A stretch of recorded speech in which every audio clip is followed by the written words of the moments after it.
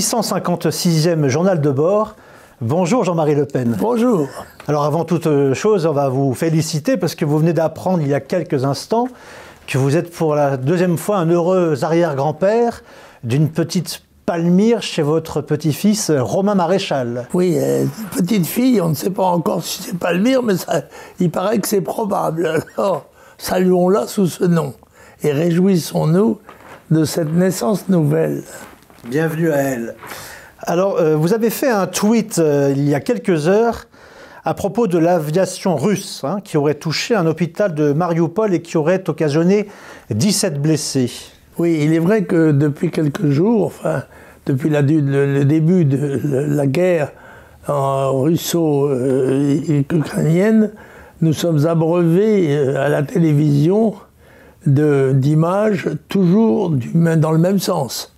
C'est mieux que la propaganda Staffel de la Deuxième Guerre mondiale, c'est ukrainien à 100%.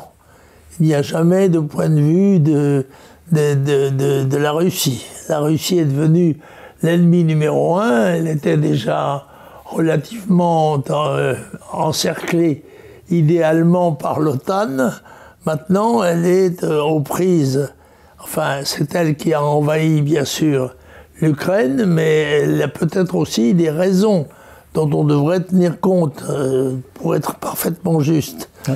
Et les bombardements qui sont subis par la population, on nous les montre comme systématiquement visant des civils, alors que ce n'est évidemment pas le cas dans le cas précis. Je rappelle que pendant la Deuxième Guerre mondiale, les villes françaises, plusieurs dizaines de villes françaises ont été pratiquement détruites, certaines complètement détruites par les bombardements anglo-américains. Et l'Allemagne, je n'en parle pas, c'est des villes dont il ne restait somme toute que la cathédrale. Toute la ville était à plat, les villes allemandes ont été écrasées. Alors, complètement détruite. Donc, alors, il faut relativiser les choses. Voilà, c'est déplorable que cette guerre se déroule de surcroît dans le territoire de l'arc boréal, c'est-à-dire dans l'Europe. Et cela, c'est navrant. Et nous souhaitons tous, bien sûr, qu'il soit mis fin le plus rapidement possible aux activités militaires dans cette partie du monde, bien sûr. Alors, sommet européen des 27 à Versailles sous présidence Macron, objectif affiché définir une politique commune pour limiter le choc en retour des sanctions prises contre la Russie. Au centre des débats, le gaz et le pétrole russe. Peut-on éviter une récession générale ? Je ne vois pas par quels moyens nous obtiendrions ce résultat. Dans les cas précédents, on s'est aperçu que les tentatives de limitation du retour du bâton dans les conflits précédents ont montré que c'était extrêmement difficile. Et que nous allons donc subir le contre-coup des mesures anti-russes que nous prenons. Et cela, ça doit rentrer en ligne de compte dans les décisions d'action de nos gouvernements. Alors les partisans de l'intégration européenne semblent croire que la guerre en Ukraine va jouer en faveur de l'Union, en particulier en matière de défense. Qu'en pensez-vous ? Oui, ça a été le cas en tous les cas comme premier réflexe, mais il me semble que ça n'est qu'un réflexe automatique et que la difficulté sera bien plus grande quand il s'agira d'articuler diplomatiquement l'action en question. Alors, doit-on condamner sans réserve l'agression russe ? Est-il encore possible d'en rechercher les causes, y compris en évoquant les responsabilités occidentales passées ? Je crois qu'on doit se garder dans cette affaire de jugement trop hâtif.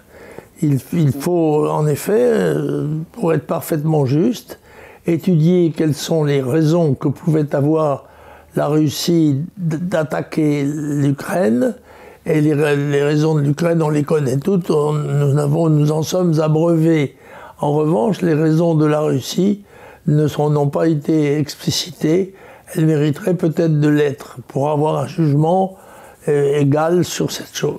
Vous pensez que les responsabilités sont partagées? Il n'y a pas tous les... C'est difficile à dire, ça, mais encore une fois, à quelques jours près, il est très difficile de juger des événements de cette dimension. Alors, d'après vous, quelle attitude la France doit-elle adopter vis-à-vis des réfugiés venus d'Ukraine qui cherchent asile en France? Bien sûr, nous avons le devoir de participer à l'action humanitaire qui consiste à recevoir les réfugiés, dont nous devons quand même penser que l'immense majorité d'entre eux pensent retourner chez eux. Par conséquent, la tentative de certains de vouloir d'ores et déjà les installer dans la nationalité française me paraît excessive et injuste.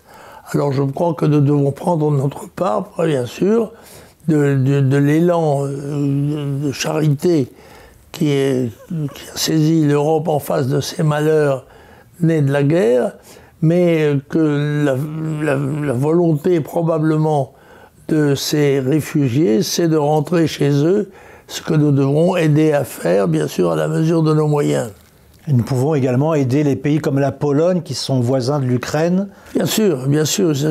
On peut faire une aide générale, considérer que nous avons un devoir de solidarité à l'égard de ceux qui souffrent des malheurs de cette guerre, et nous devons en prendre notre part. Ça me paraît juste. Alors revenons, si vous voulez bien, sur la situation d'Emmanuel Macron, candidat déclaré, officiel. Pour vous, la campagne présidentielle est-elle d'ores et déjà pliée en sa faveur? Ben écoutez, on ne sait pas, à 30 jours près, tout peut arriver, mais c'est évidemment beaucoup plus l'événement que les personnes qui assument notre destin. Par conséquent, on ne sait pas ce qui va se passer dans les jours qui viennent, mais pour l'instant, en tout cas, c'est certain, c'est la guerre russo-ukrainienne sert M. Macron, et comme d'ailleurs c'est toujours le cas dans le cas de toujours le cas quand il y a un conflit, évidemment les gens ont tendance à considérer que le gouvernement en place ne doit pas bouger. Donc par conséquent, Macron, pour l'instant en tout cas, bénéficie, à mon avis, assez largement de cette guerre. C'est un peu comme lorsqu'il y a des attentats, il y a toujours un réflexe de repli national autour du chef de l'État. Oui, c'est vrai, c'est comme ça. Et ça, pour l'instant, ça joue en faveur de Macron. Alors, en raison de la dispersion à droite, peut-il y avoir un choc Mélenchon comparable au choc Le Pen de 2002? C'est pas impossible. Encore une fois, il reste quelques dizaines de jours. Et le Mélenchon, qui a, semble-t-il, commencé une remontée assez spectaculaire, pourrait être un danger. Mais j'espère qu'il n'en sera pas ainsi et que l'alternative à Macron sera une alternative de droite, si j'ose dire. Et en particulier, bien sûr, en ce qui me concerne, j'ai choisi de soutenir Marine Le Pen, qui est en quelque sorte dans la continuité de l'action de l'opposition nationale depuis des années. Vous avez souvent souligné les talents oratoires de Mélenchon qui sont indéniables. Oui, mais Mélenchon a un talent d'orateur évident, mais ça n'est pas seulement ça qui détermine le choix des électeurs, bien évidemment, et heureusement. Mais certainement, c'est ce qui a fait qu'il s'est posté comme le meilleur candidat à gauche, en tout cas. Ah ben bien sûr, ça, il risque d'être il est sûrement le meilleur candidat à gauche. J'espère qu'il y restera. Je pense que vous n'avez pas trop de regrets pour Mme Taubira, qui n'a pas eu le nom de parrainage nécessaire. À la limite, même si vous voulez, entre les deux, je préférerais Mélenchon. On vous comprend. Alors, vous avez deux ouvrages à nous présenter cette semaine. D'abord, un livre de Franck Ferrand sur Jeanne d'Arc. Non, c'est pas Jeanne d'Arc. Hein. Sur l'année de Jeanne. C'est l'année de Jeanne. L'année de Jeanne, oui. Mais contrairement à ce qu'on pourrait croire, ça n'est pas Jeanne d'Arc. D'accord.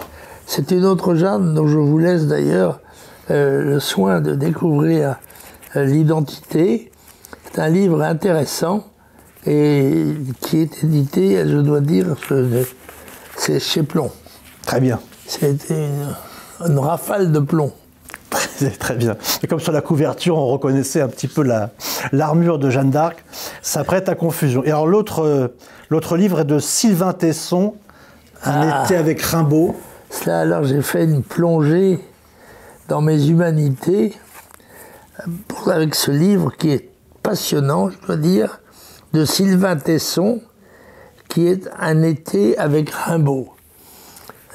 Et c'est sûr qu'Arthur Rimbaud est un de nos grands poètes.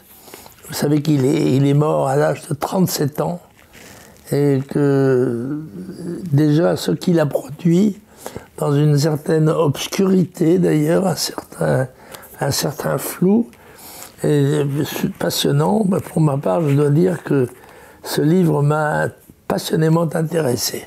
Écoutez, nous vous remercions et nous vous retrouvons la semaine prochaine. Merci Jean-Marie Le Pen. À bientôt. Merci. Au revoir.